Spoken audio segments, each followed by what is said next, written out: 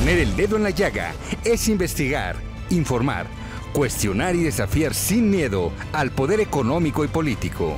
Enaltecer la cultura, la educación y la innovación para generar sociedades libres. Te invitamos a ser parte de este cambio, donde todas las voces se escuchan. Con Adriana Delgado. Katia de Artigues Boregar, gran periodista. Usted ha sido referente de muchos periodistas en este país, de muchas mujeres que se atrevieron a alzar la voz y alzarla fuerte. Pues muchas gracias, Adriana, pero no hables de usted, porque nos conocemos hace muchísimos años. Y me inspira usted un gran respeto, Katia, porque tú has abierto brecha no solamente para muchas mujeres, no solamente en el periodismo, sino en tu gran lucha por lograr la equidad, la igualdad y visibilizar lo que a veces no queremos ver. Sí, pues en el tema de personas con discapacidad en particular, que es a lo que me he dedicado los últimos años, los últimos 17 años, Adriana, desde que nació mi hijo Alan, que ya tiene 17 años, fíjate nada más que rápido, pues sí, ha sido una aventura que nunca pensé vivir, donde he encontrado muchísimas barreras, muchísimas invisibilidades, pero también es un camino lleno de rosas, donde he encontrado a mucha gente muy valiosa que de otra forma no hubiera podido conocer. Entonces, aplicado pues todos mis conocimientos como columnista política, como reportera, para beneficio de esa causa, que afecta a 20 millones de personas en el país. Y si eso lo multiplicas por una familia de 4, son 80 millones de mexicanos y mexicanas que viven en su casa con una persona con discapacidad. Es decir, no es una cifra menor.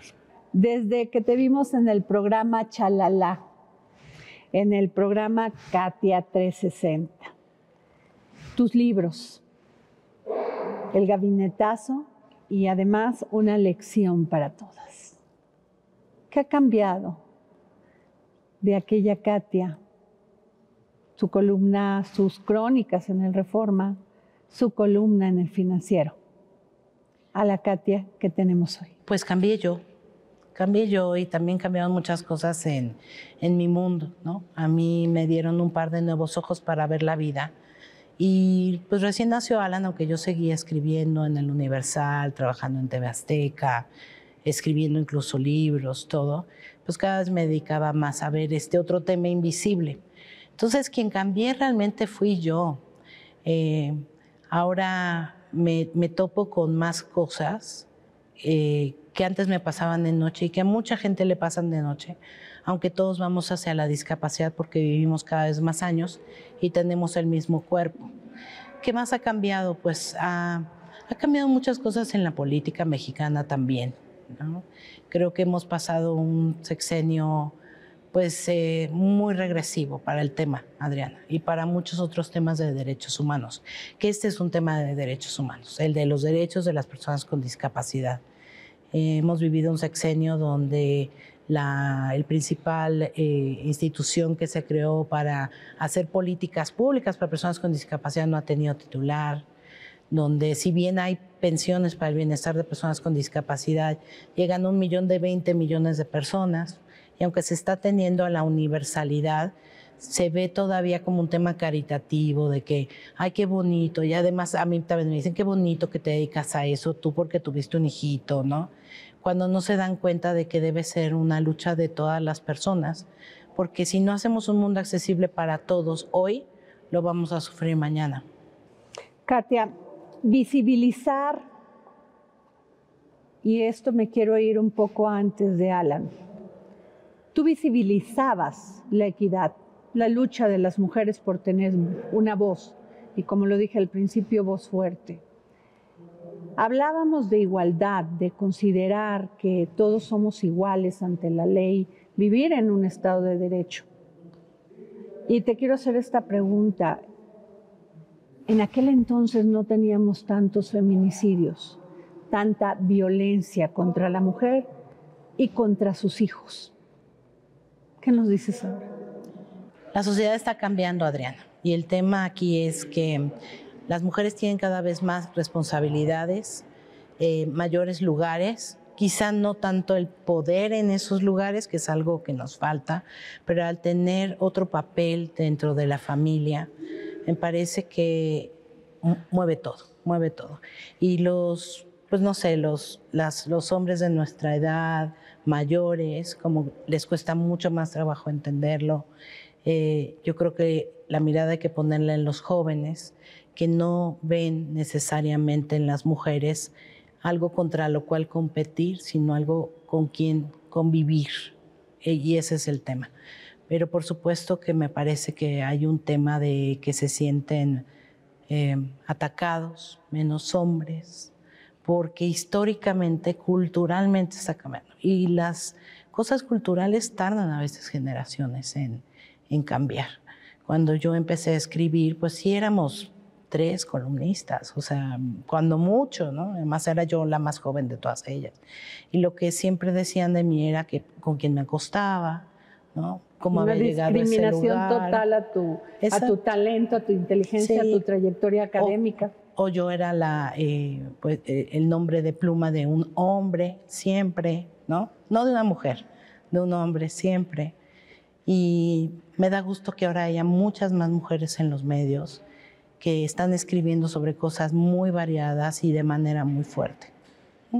¿Por qué las mujeres teníamos miedo a presentarnos, a decir esto es lo que yo valgo, con lo que estoy dispuesta a contribuir? ¿Por qué las mujeres en muchos casos eran las que juzgaban más fuertes, Katia? Sí, porque nos habían enseñado, creo que históricamente, a que había una zanahoria para muchos, por así decirlo, ¿no? Entonces tenías que pelearte con la de al lado para lograr tener ese puesto deseado. Y yo creo que lo que estamos viendo ahora es justo lo contrario.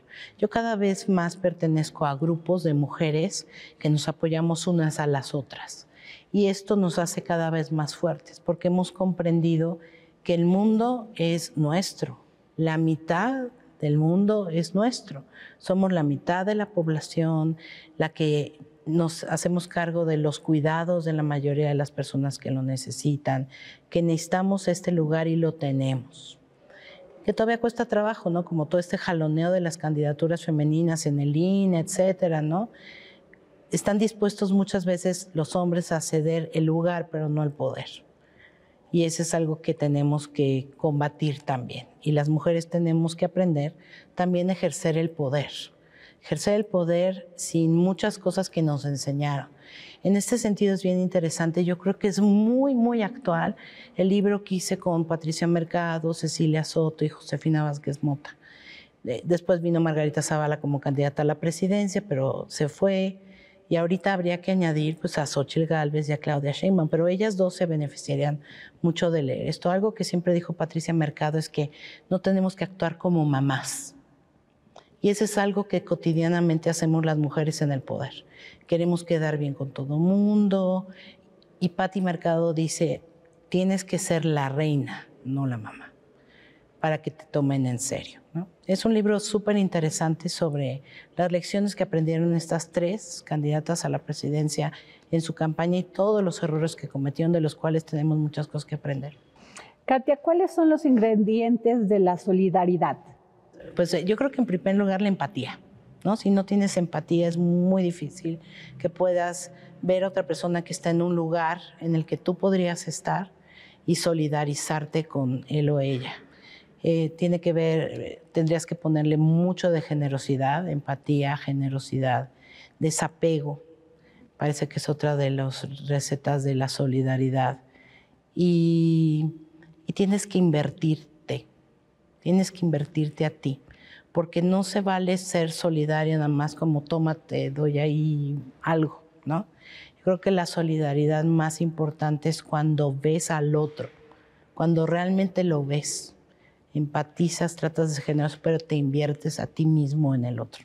Katia, muchas veces cuando se habla en el tema de las mujeres y de los grupos más vulnerables, se habla de igualdad y no sabemos si todos queremos ser iguales, y se habla de equidad. ¿Tú qué piensas de esto? Pues yo creo que igualdad solamente ante la ley, ¿no? Lo que necesitamos es equidad. ¿no? Dar a cada quien lo que necesita para tener una situación de igual acceso a las cosas.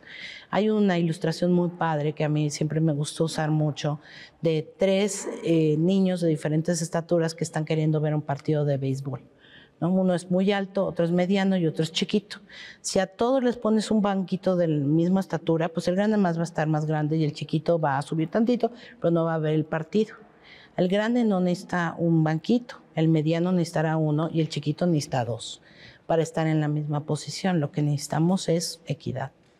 Estamos hablando de las mujeres que ahora pues ya son candidatas, son gobernadoras, que Claudia Sheinbaum, Clara Brugada, que cuando hablas con ellas siempre hablan de discriminación, de misoginia, a todas les tocó.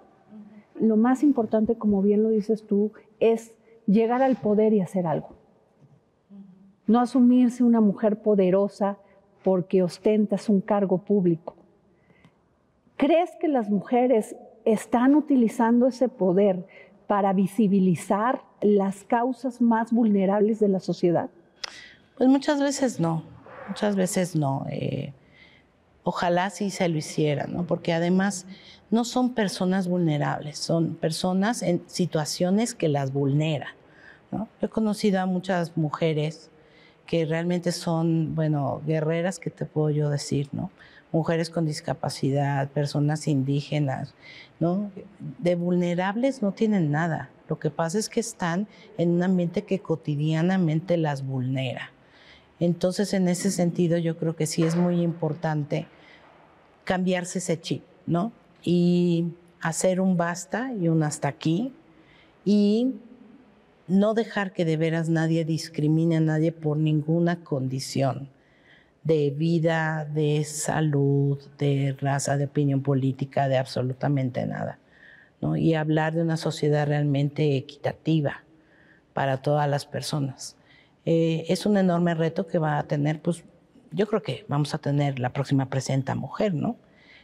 Ojalá se decida a verlo con los ojos de lo que ella siempre pasó, porque sin duda que ha pasado, ya sea Claudia o ya sea Xóchitl, muchísimas situaciones en las que fueron cuestionadas por ser mujeres, que fueron discriminadas por ser mujeres y que se decidan hacer algo al respecto de manera pues muy tajante. ¿Sientes que se está haciendo algo en cuanto a la discapacidad? No, yo la verdad veo un retroceso enorme. Tenemos un marco legal impresionante, Adriana. O sea, si un marciano llegara a México diría, ¿qué sociedad más equitativa? México promovió la más importante convención de derechos humanos del mundo de este siglo y del siglo pasado, que es la Convención sobre Derechos de Personas con Discapacidad. Un mexicano de excepción, como Gilberto Rincón Gallardo, la propuso. Sin embargo, no lo estamos ejerciendo aquí. Somos farol de la calle y oscuridad en la casa, en muchísimos sentidos. A nivel internacional estamos promoviendo, por ejemplo, para personas con discapacidades psicosociales o condiciones de salud mental, que es una de las principales preocupaciones que tenemos y donde más personas con discapacidad psicosocial se está haciendo. Juan Ramón de la Fuente va ante la ONU y aprueba una cosa maravillosa, todos los países le aplauden, hay que tomarse en serio la salud mental, etcétera, etcétera. Y aquí, para el presupuesto 2024, redujimos 30% la inversión en temas de salud mental cuando urge. Cuando se están perdiendo vidas por temas de salud mental, de suicidios, de depresiones, que no es, es una enfermedad y algo que se debe tomar en serio, no es échale ganas, ¿no? Hay personas que viven con depresión que están perdiendo años de su vida y esa es la principal incidencia en discapacidad. No tenemos las instituciones adecuadas. Me parece que este gobierno lo sigue viendo desde un enfoque asistencialista y de caridad. Y ojalá, si Claudia llegara al gobierno, pues se decidiera no verlo así. Porque lo que se necesitan son derechos. Claro que las personas con discapacidad, por ejemplo, están mucho mayor inversión en acceder a sus derechos, pero nada más. O sea, y no es por favorcito, y no es una graciosa concesión, es gobernar para todas las personas. Y hablando de este tema de salud mental, Katia, hace unos días un hombre de 32 años se arrojó a las vías del metro con su hijo de 6 años. Y sigue sin verse, sin tomarse en cuenta, sin investigar las causas, sin ponerles acción con políticas públicas. Sí, exacto. Exacto. Hay muchas vidas que se están desperdiciando al respecto. Porque seguimos pensando, mira, hay un enorme estigma que rodea la discapacidad psicosocial. Tú no dices, hola, soy Katy, voy al psiquiatra, ¿no? No te presentas ante un puesto de trabajo y lo dices. Si tienes diabetes, si dices, pues voy al endocrinólogo y eso habla bien de ti porque eres una persona responsable de tu salud. Lo que tenemos que hacer es desmitificar esto. O sea, patria ya, psiquiatra para todos y psicólogo para todos. Si eso nos va a ayudar a vivir mejor y a no tener tanta violencia. Hay muchas cosas que se pueden mejorar si tan solo de veras viéramos el tema de la salud mental como algo prioritario. Ahorita con el huracán Otis, Adriana, y todas las consecuencias que va a haber, no solo en el inmediato, sino a largo plazo. Otra de las grandes preocupaciones es el tema de la salud mental. El tema de la salud mental para los niños que vivieron todas esas tragedias, todos esos duelos, no solamente pérdida de vidas humanas, sino sus casas, sus escuelas, Y si no haces algo en materia de salud mental, todo lo demás se desmorona y se cae. Katia, ¿consideras que el Estado está a la altura en el tema de discapacidad? No, de nuevo, no está a la altura el Estado mexicano. ¿Por qué, Katia? ¿No se han reunido ustedes con ellos? ¿Ellos no han solicitado reuniones? ¿Qué pasa en la Cámara, en el Congreso, en la Cámara de Senadores, Katia? Mira, en las cámaras se visibiliza, ¿no? Sí se visibiliza, ha habido ciertos avances.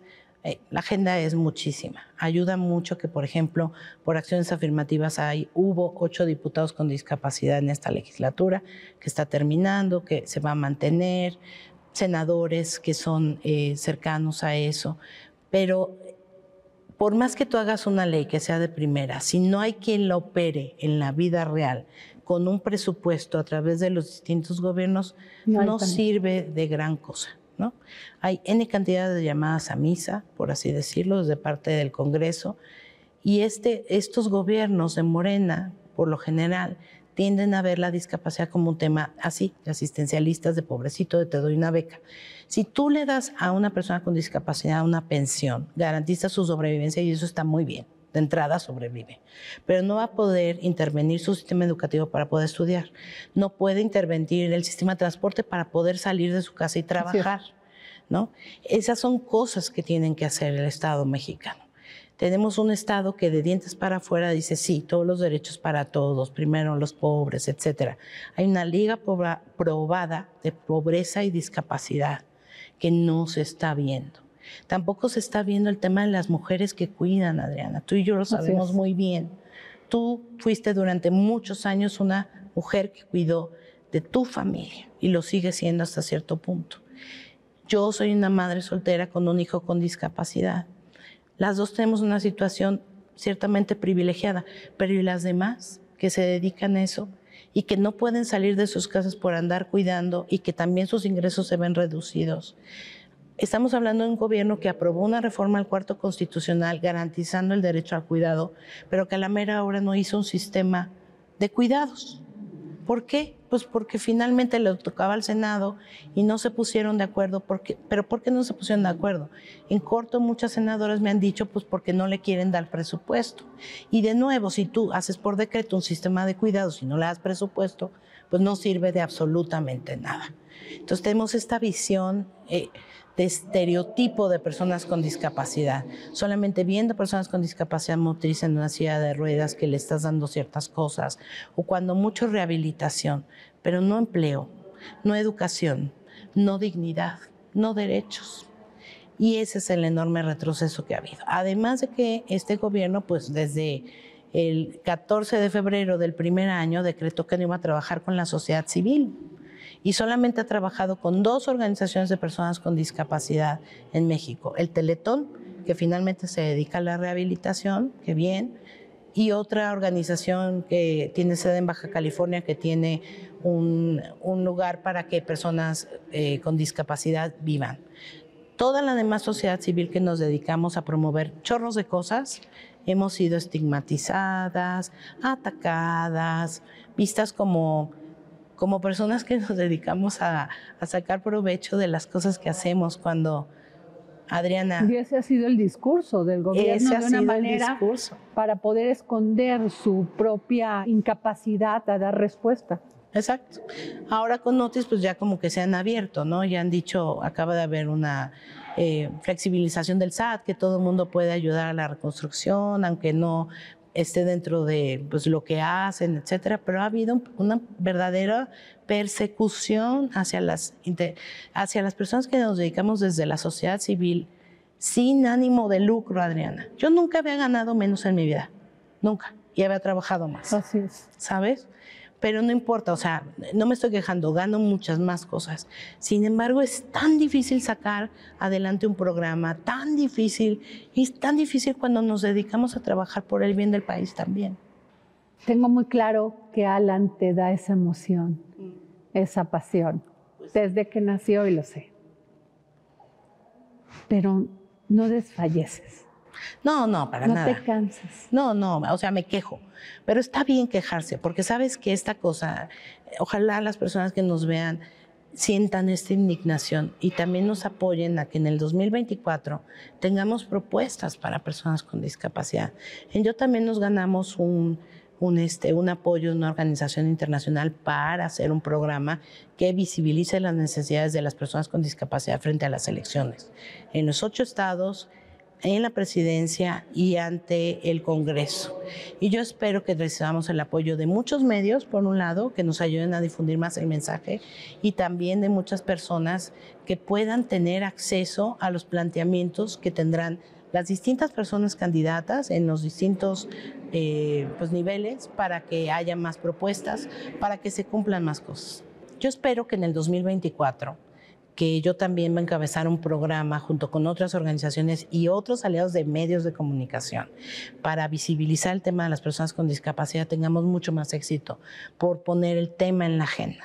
Se trata de derechos a la educación, a la salud, personas mayores que no pueden salir. Seguimos haciendo un mundo inaccesible, lo cual es ridículo, Adriana. O sea, si tú haces algo pensado en diseño universal, desde un principio no te cuesta más. Si quieres hacer un parche, luego es 30%. Y ahorita todavía tenemos un bono demográfico, ¿no? De más jóvenes, etcétera. Pero eso se va a revertir y nos va a salir tarde o temprano más caro. Pero lo sigues viendo y tú lo dices muy bien. Todos, si Dios nos da vida o la vida nos da más vida, vamos para allá, vamos a ser personas con discapacidad. Personas que no tenemos acceso a un camión, a un transporte público, a caminar en una calle porque está empedrada, porque no tiene banquetas, a tener calidad de vida, Katia. Exacto. Pero mira, el tema no es la persona, el tema es el entorno. El tema no es la discapacidad, sino las barreras. Okay. La discapacidad no es una tragedia, sí lo son la discriminación y la falta de oportunidades. Entonces lo que tenemos que hacer es eso, conciencia de, ¿no? No es una tragedia que vamos a tener una discapacidad cuando seamos mayores, no.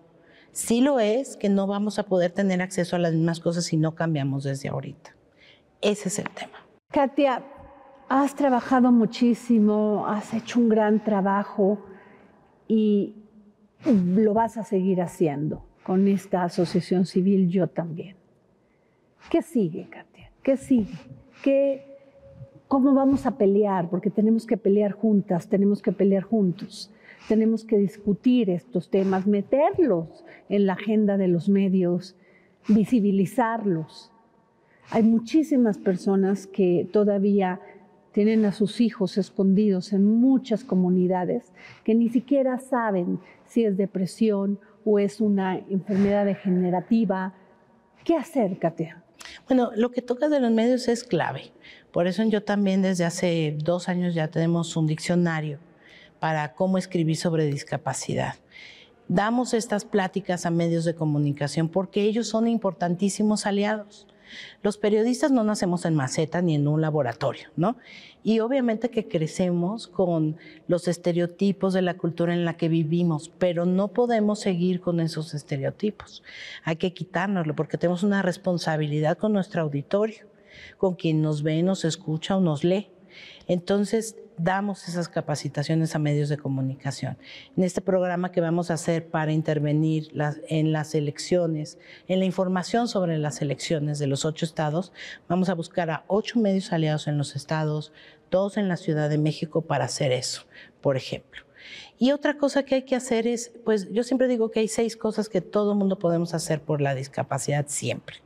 Uno es construir accesible, o sea, desde ahorita ya hasta una casa de muñecas accesible. Otro es tener amigos y amigas con discapacidad. Otra es pensar que las personas con discapacidad pueden ser tus clientes de lo que sea. Una persona con discapacidad visual puede estar ahorita escuchando nuestra entrevista, ¿no? Y nosotros no nos describimos para como que incorporarlo, por ejemplo. Pero también consumen papel de baño, pero de lo que tú quieras. Son consumidores de cosas. Otra cosa que se puede hacer siempre es caminar, simple y sencillamente andar por el mundo, por la calle y preguntarte, ¿podría una persona con discapacidad estar aquí? Y si no, denunciarlo, ¿no? Si cualquier persona fuera a un restaurante, caminar en una calle y denunciara las cosas que no son accesibles, otras cosas serían, ¿no? Pero bueno, te dije esas 4, yo creo que con esas 4 son más que suficientes.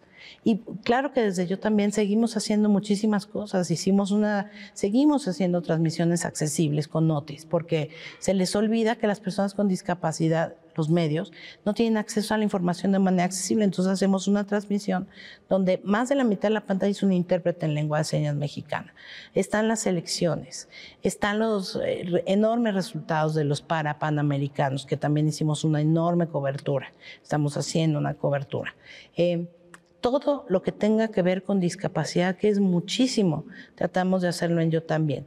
Ese es un pilar. El otro son servicios a empresas. Cada vez hay más empresas que quieren ser, obviamente, inclusivas, pero no saben bien cómo. O empezaron con las mujeres, se siguieron con la comunidad LGBT, ya se dan cuenta que las personas con discapacidad, por la mitad son mujeres y muchos son de la comunidad LGBT en la misma proporción. Hacemos eso también.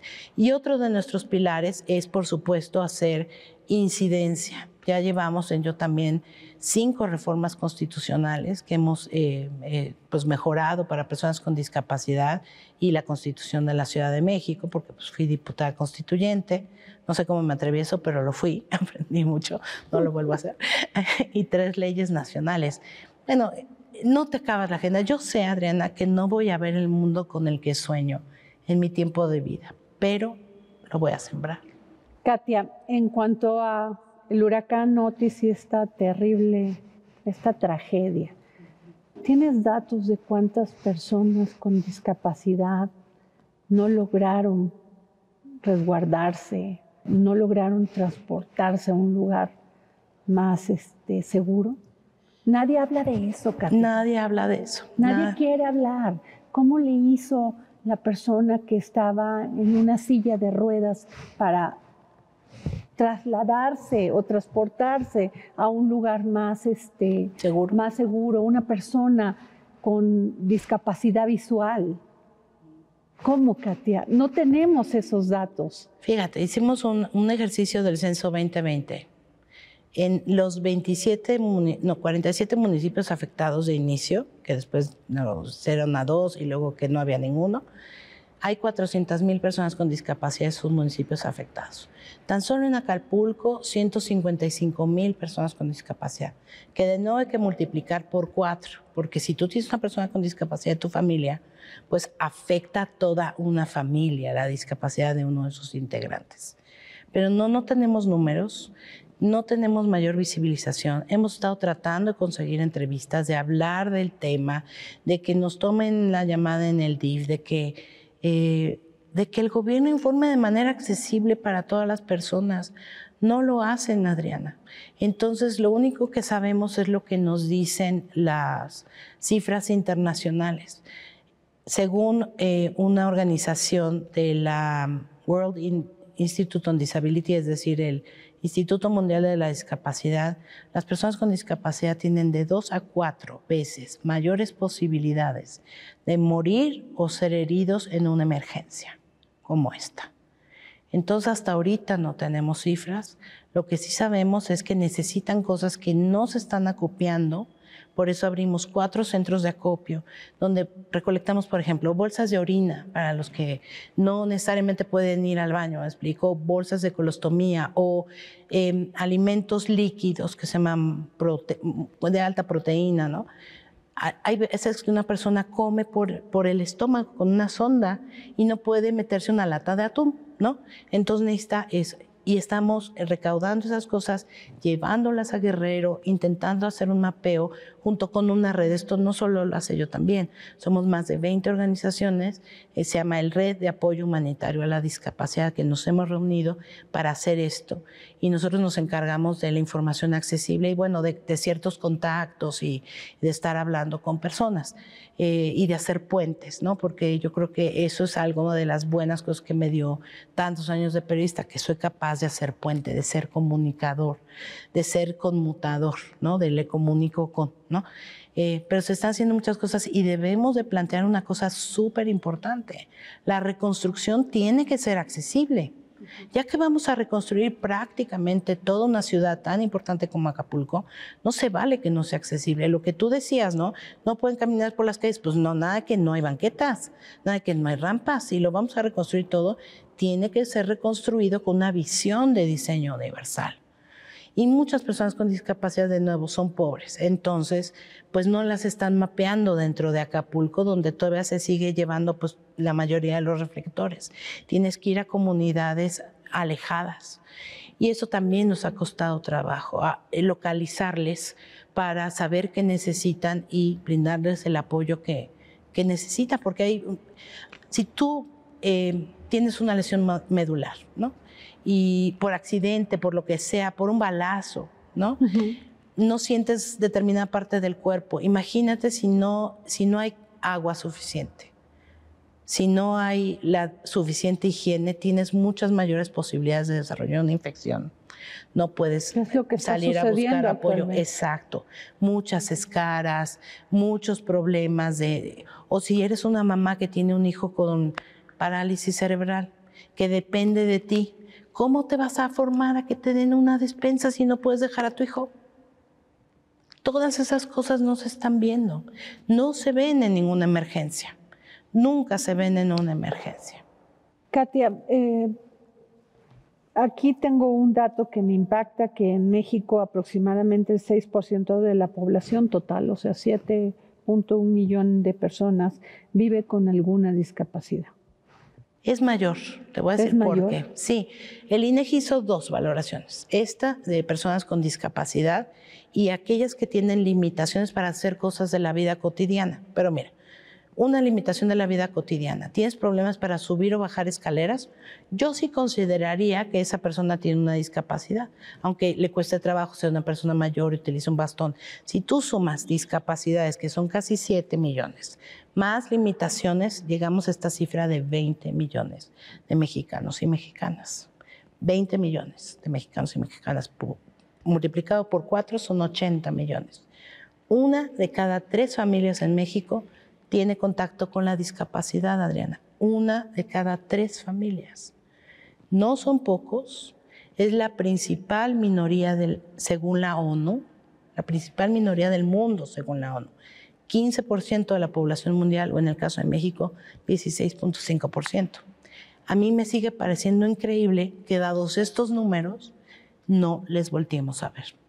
Es terrible, Katia, estos datos que nos das, y es terrible la insensibilidad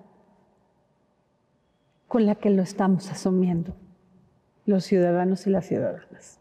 Sí, porque seguimos pensando que es un tema de pocos allá y ellos, cuando no estamos viendo en los números, cuando no estamos pensando realmente que las personas con discapacidades tienen derechos, y cuando además, yo creo que porque la discapacidad nos da miedo, porque la sabemos muy cercana, Adriana, sabemos que vamos hacia ella, entonces lo negamos, ¿no?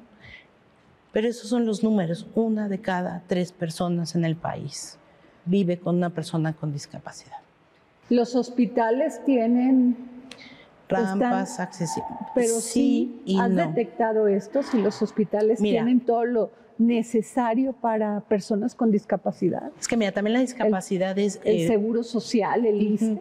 Hay una NOM, ¿no? Norma oficial mexicana, que no es una norma mexicana que si quieres la cumples, sino no, es norma oficial mexicana que obliga a la accesibilidad de los hospitales, pero no a otros servicios. Si tú fueras una mujer sorda, Adriana, y fueras golpeada, primero no vas a poder comunicarte al 911 o a alguna línea de apoyo porque eres sorda y no puedes hablar por teléfono. Segundo, llegas golpeada y ¿cómo dices en el hospital qué te duele, quién te lo hizo? Necesitamos servicios para personas sordas, por ejemplo, ¿no? Necesitamos más sensibilización de los doctores y las doctoras para que sepan cómo tratar a personas con discapacidades. ¿Cómo se hace una mujer en octubre una mastografía si tiene una discapacidad motriz? Yo tengo el testimonio que publicamos en Yo También de una diputada, Adriana, Norma Cebes del PRI, que es una luchadora incansable, que es una mujer que usa una silla de ruedas, que tiene además una cosa que se llama osteogénesis imperfecta o huesos de cristal. Bueno, fue a un laboratorio privado, insistían en que se parara para que le tomaran la mastografía. Le dijeron, pero usted no se puede parar ni 5 minutos. Pues no, discúlpeme, no me puedo parar ni 5 minutos. ¿Cómo le explico que si me paro y me tiran, cualquier cosa me rompen mis huesos, ¿no? Entonces ni siquiera las estamos viendo en campañas de salud, en nada. O sea, de verdad que es muy impresionante lo que pasa. Muy impresionante cómo se invisibiliza a 15, 16% de la población de México. En todo. Tú dime el tema y yo te digo el ejemplo. Creemos que aportar a estas asociaciones, fundaciones, es suficiente. Y a veces no sabemos cómo hacerlo. ¿Qué es lo que tenemos que hacer? Pues mira, yo creo que primero darse cuenta del tema. De nuevo, si todos anduviéramos por la calle diciendo, ¿podría una persona con discapacidad estar aquí? Y nos diéramos cuenta que no, e hiciéramos algo al respecto, comenzaría a cambiar. Pero hay muchísimas organizaciones serias que de veras están buscando cómo sobrevivir para seguir trabajando. Acérquense a la que quieran, Y pues sí, estaría bien donar. Además pueden recibir un recibo deducible de impuestos. Eso también les puede beneficiar. Y otra cosa que se puede hacer es voluntariado. O sea, yo creo que esta acción de invertirte, como te decía en un principio, no solamente dar, sino invertir tus emociones, invertir tu tiempo, invertir en acercarte a una causa como esta o a la que tú quieras, es transformadora. ¿Cómo empieza una persona común y corriente que nunca ha entendido y a veces no lo quiere ver, pero ahí está? ¿Cómo puede participar en este voluntariado? ¿Cómo las llevarías de la mano en este programa? Bueno, primero yo les diría, ¿qué te interesa o qué te enoja del país? Sobre eso, investiga a una asociación que trabaja en el tema. A mí me enoja que los adultos mayores no puedan caminar en una calle empedrada, que no tengan banquetas. Okay. ¿Qué puedo hacer? Bueno, debe haber muchas organizaciones de personas mayores o si no de personas con discapacidad. Podrías intervenir, por ejemplo, podrías acercarte a Libre Acceso, ¿no? Que es una organización que lleva más de 35 años trabajando por el tema de la accesibilidad para todos y con, por ejemplo, en tu caso, con tus contactos y todo, ayudar a hacer puentes para que tengan más trabajo en accesibilizar todo. Simple y sencillamente, voltea a ver en dónde trabajas. ¿Podría una persona mayor caminar por ahí, estar donde esté? ¿Denunciarlo? Denunciarlo, sí, o si no... ¿En qué página, Katia? Bueno, deberías acercarte a cualquier comisión de derechos humanos. Okay. Si es algo privado, también lo puedes hacer por CONAPRED. Okay. Consejo Nacional para Prevenir y Eliminar la Discriminación. De nuevo, las leyes. En este país se considera discriminación no ser accesible. Entonces, cualquier instancia privada, no necesariamente de gobierno, por no ser accesible, tú puedes presentar una queja por esto ante CONAPRED. Katia, otro tema que También es muy importante para las personas que tienen alguna discapacidad, es el tema de tener a un compañero fiel, y esto estoy hablando de los animalitos. Claro. Sí. Muchos de ellos renacen teniendo a un compañero como un perrito, un gatito. Sí. ¿Qué tan importante es esto? Pues es muy importante, ya hay muchos diversos animales de asistencia, no solamente los famosos perros guías para personas ciegas, o sea, hay perros de asistencia emocional, que yo creo que es un poco a lo que te estás refiriendo. Y hay buenas organizaciones que trabajan en este tema cada vez más. No sé si te pasa, pero yo cada vez más cuando viajo veo a personas que viajan con sus perros y perras, ¿no? Hay personas mayores que se benefician de esto, ¿no? Y hay unos ejemplos padrísimos, Adriana. Por ejemplo, no me acuerdo si en Barcelona o algo, se ha dado, y en varios países básicamente de Europa, se ha dado esta búsqueda de dos grupos en situación de vulnerabilidad juntos. Personas mayores que tienen mucho tiempo para platicar, para hacer cosas, y por ejemplo, en el caso creo que de España, personas con discapacidad intelectual como síndrome de Down, que viven con personas mayores y las apoyan a que no se les olviden sus medicinas, a que no sé qué, y al mismo tiempo los dos están conviviendo juntos. Hay muchos programas padrísimos que se pueden hacer si tan solo buscáramos, nos quitáramos primero el estigma de que ya es una persona mayor y entonces ya no puede. No, hay que preguntarse, o una persona con discapacidad y nunca ha podido, hay que preguntarse cómo sí se pueden hacer las cosas y buscar soluciones para eso. Por ejemplo, en el tema de salud mental, el otro día me estaban contando un ejemplo de buena práctica en salud mental. De nuevo, personas mayores que tienen mucho tiempo crean una cosa que se llama el Banco de la Amistad. Es un banco donde va una señora mayor a sentarse a escuchar a las personas que le quieren contar sus problemas, muchas veces de salud mental, y la otra las escucha en Zimbabue. Y ahora se considera una muy buena práctica de salud mental. No es necesario a veces tanta cosa, sino la voluntad de acercar a dos grupos que se puedan beneficiar mutuamente y de buscar cómo sí se pueden hacer las cosas.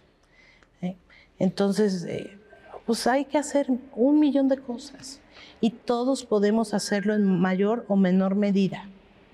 Todos, simple y sencillamente acercándote a una persona con discapacidad cuando la veas, sin ánimo de morbo, saludar. Yo no sé tú, pero cuando yo crecí mi mamá me da un codazo. No voltees a ver a una persona con discapacidad, ¿cierto? Yo lo que siempre digo, sí, voltéate, saluda, ¿no? Acércate. Tampoco dile que la admiras solo por tener una discapacidad porque ni la conoces. Es otra como forma de discriminación, ¿no? Apoyarnos, por ejemplo, al saber cómo apoyar a personas con discapacidad. A una persona ciega no llegas y la tomas y la jalas y la cruzas la calle. ¿A ti no te gustaría que te hicieran eso? Debes ofrecerle tu brazo.